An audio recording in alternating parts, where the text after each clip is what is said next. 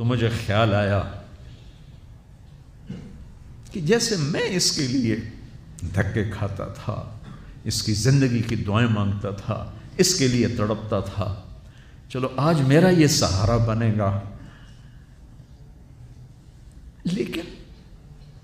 جب تجھ میں جوانی کی لہر دوڑی اور مجھے بڑھاپے نے کھا لیا،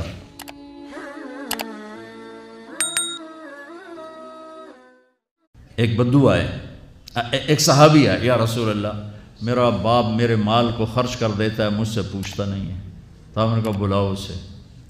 ان کو جب بلایا گیا تو اس نے پوچھا کیوں بلا رہے ہیں؟ کہ تیرے بیٹے نے شکایت کی ہے۔ تو ان کو اتنا دکھ ہوا، انہوں نے چند اشعار پڑھے دل ہی دل میں، زبان پہ نہیں، دل ہی دل میں، اور مجلس میں آ گئے۔ جب پہنچے دربار رسالت تو جبریل آئے ہوئے، یا رسول اللہ اللہ تعالیٰ کہہ رہے ہیں اس کا مسئلہ بعد میں سنیں، اس سے کہیں وہ شعر سنا جو تو نے بیٹے کے گلے میں کہے ہیں اور اب تیری زبان سے ادا نہیں ہوئے پر تیرے اللہ نے سنے۔ تو آپ نے اس سے فرمایا اچھا بھئی تیری گل تو میں بعد سنوں گا، تو پہلے میں نے شعر سنا۔ انہوں نے کہا اشہد انک رسول اللہ، میں گواہی دیتا ہوں آپ اللہ کے رسول ہیں۔ یا رسول اللہ میں نے دکھ میں چند اشعار زبان سے نہیں دل ہی دل میں دہرائے تھے اور آپ کے رب نے عرشوں پہ سنا، واقعی آپ کا رب بھی سچا اور آپ بھی سچے۔ آپ نے کہا کیا کہا تھا؟ غدوت مولودا ومنتق یافعا تعل بما اجنی علیک وتنہل وإذا ذاقتک بالسقم لم ابت لسقمک الا ساہرا اتململ کأنی انا المتروک دونک بالذی ترکت به عینی وعینی تحمل تخاف الردى نفسی علیک وإنها لتعلم ان الموت وقت مؤجل فلما بلغت السن والغایة التي الیها مدى ما فیک اؤمل جعلت جزائی غلظة وفظاظة كأنك انت المنعم المتفضل فإن لم تر حق ابوبتی فعلت كما الجار المجاور يفعل۔ میرے نبی کے ٹپ ٹپ آنسو۔ کہا میرے بیٹے جس دن تو پیدا ہوا ہم نے اس دن اپنی ذات کے لیے جینا چھوڑ دیا، ہم نے تیرے لیے زندگی کا سفر شروع کیا، تجھے ٹھنڈی چھاؤں میں بٹھانے کے لیے گرم ہواؤں سے لڑا، تمہیں ٹھنڈی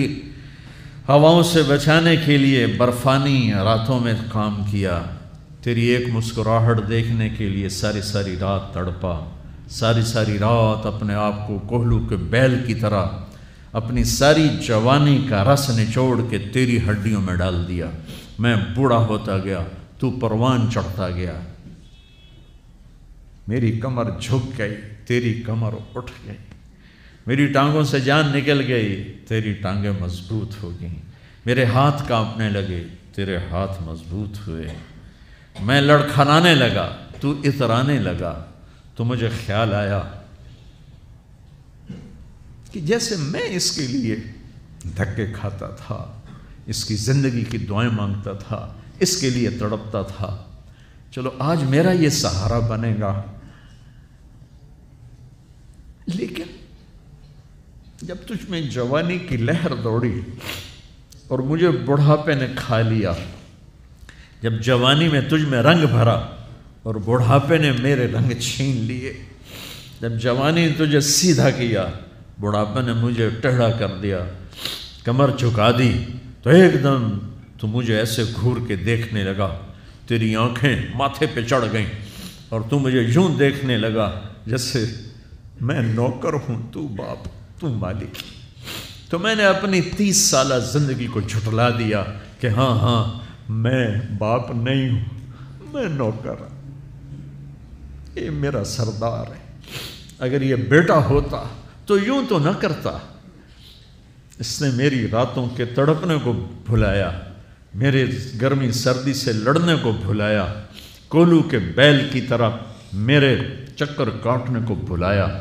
اپنی خوشیوں کو دفن کر دیا اپنے سینے میں، قبرستان بنا دیا اپنے سینے کو، اپنی خواہشات کا اور اپنی خوشیوں کا، اور آج تو مجھ سے ایسے بات کرتا ہے جیسے میں نوکر ہوں اور تو میرا آقا ہے۔ اچھا میرے بیٹے میں نوکر سہی، تو سب، پر میں تیرا پڑوسی تو، بندہ پڑوسی سے پوچھ ہی لیتا ہے کیا حال ہے، کوئی ضرورت تو نہیں، اتنا ہی پوچھ لیتے، دیکھو میں آج رو رہا ہوں، یہ بڑے دردناک اشعار ہیں، میری اردو میں اتنی وسعت نہیں ہے کہ میں ان اشعار کا درد سمجھ سکوں اردو کے الفاظ میں، لیکن اتنا بتاتا ہوں کہ میرے نبی روتے روتے ہچکی لگی، اتنا روئے۔ آپ نے اس بچے کے گریبان کو یہاں سے پکڑ کر دفع ہو جا، میری نظروں سے دور ہو جا، انت و مالک لابیک، تیرا سب کچھ تیرے باپ کا ہے، یہی باپ آج تمہارے ہاتھوں ذلیل ہے۔